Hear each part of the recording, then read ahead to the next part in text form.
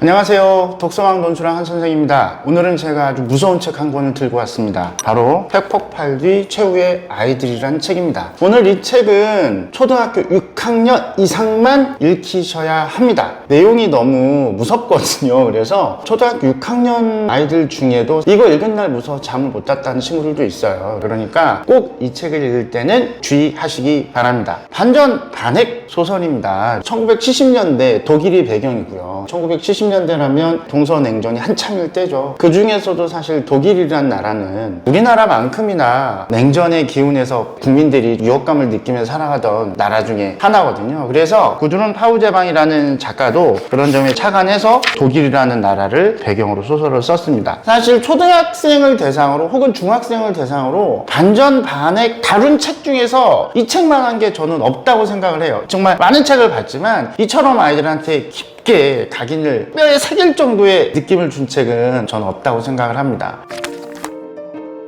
롤란트 주인공의 가족이 할머님 댁으로 휴가를 가는 와중에 핵전쟁이 일어나는 거죠. 그러면서 그 가족들이 겪는 아주 참혹한 팩폭팔 뒤의 상황을 보여주는 소설입니다. 모든 사회 관계 시설이 파괴된 상황에서 한 명 한 명씩 죽어가는 거죠. 그런 부분들이 너무 상세하게 묘사가 돼 있어요. 강가에 사람들이 막 죽어서 널브러져 있는 모습들, 병원의 아비 교환의 모습들이 디테일하게 묘사가 돼 있어서 아이들이 정말 선생님 이거 너무 무서웠어요 반응이 거의 10명 중에 한 8명 정도는 그런 반응이 나옵니다. 사실 저는 이 책을 읽으면서 아이들이 잠을 못 잔다고 해서 왜? 니들 훨씬 더 잔인한 것도 많이 보잖아. 아니 요즘에 영상분들 보면 얼마나 잔인해요. 그리고 게임들도 마찬가지고 막 피 튀고 막 그렇잖아요. 다 이게 글로 돼 있으니까 아이들이 상상을 하는 거예요. 생각을 하는 거죠. 영상으로 볼 때는 그냥 눈으로 보고 그냥 지나치게 되는데 그 장면을 상상하게 되고 그러니까 사실 몸소리가 쳐지는 거죠. 아이들이 어떤 장면에 대해서 눈으로 확인하는 거 이거는 사실 아이들의 생각의 여지를 빼앗아 버린다고 제가 누누이 어머님들한테 말씀을 드리거든요. 어떻게 보면 시각적인 것보다 훨씬 더 뇌리에 깊이 박히는구나 라고 제가 느낀 책입니다.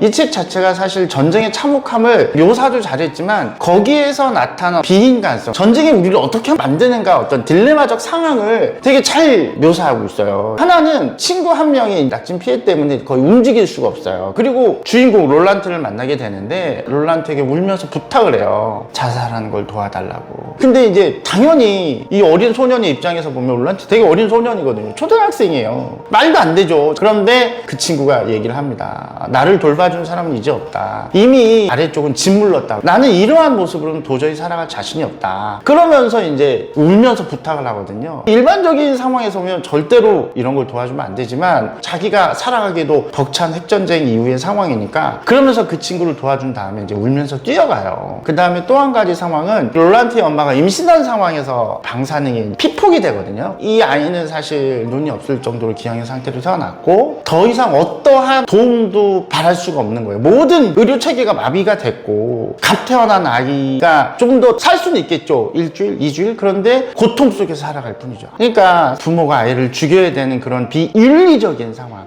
비인간적인 상황을 전쟁이 만들어낸다는 거죠. 그래서 저는 아이들한테 이런 거에 대해서 잘했다, 잘못했다 이런 도덕적 판단을 요구하기보다는 전쟁이란 이런 거다. 단순히 우리가 누리던 걸 못 누리는 것 자체가 아니라 사람이를 포기하게 만드는 거죠. 우리가 알고 있던 모든 법뿐만 아니라 도덕과 양심 이런 것 자체를 다 무의미하게 만드는 오로지 생존만이 남는. 근데 그거를 아이들은 그냥 말로는 듣잖아요. 뭐 먹을 것도 없고 막. 그런데 이렇게 문학적으로 디테일하게 섬세하게 표현이 되니까 아이들이 정말 한동안 정적이 딱 찾아오더라고요.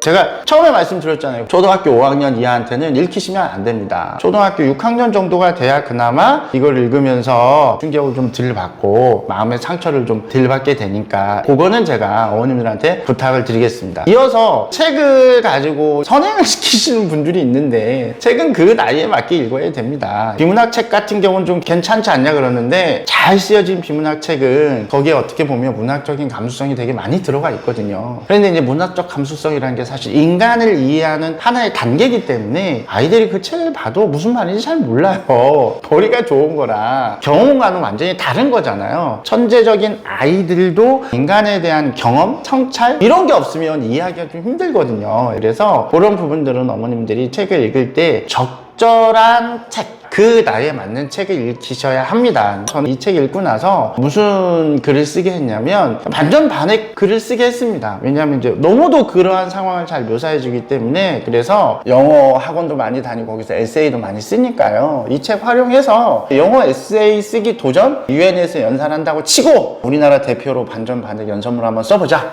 이렇게 한번 해보시는 것도 나쁘진 않을 것 같습니다. 한국어를 한번 쓰고 영어를 한번 쓰고. 너무도 무서운 책, 하지만 꼭 필요한 책, 아이들에게 많은 걸 줄 수 있는 책입니다. 핵폭발기 최후의 아이들, 이번 주 선정 도서였습니다. 지금까지 독서왕 논술왕 한 선생이었습니다. 감사합니다.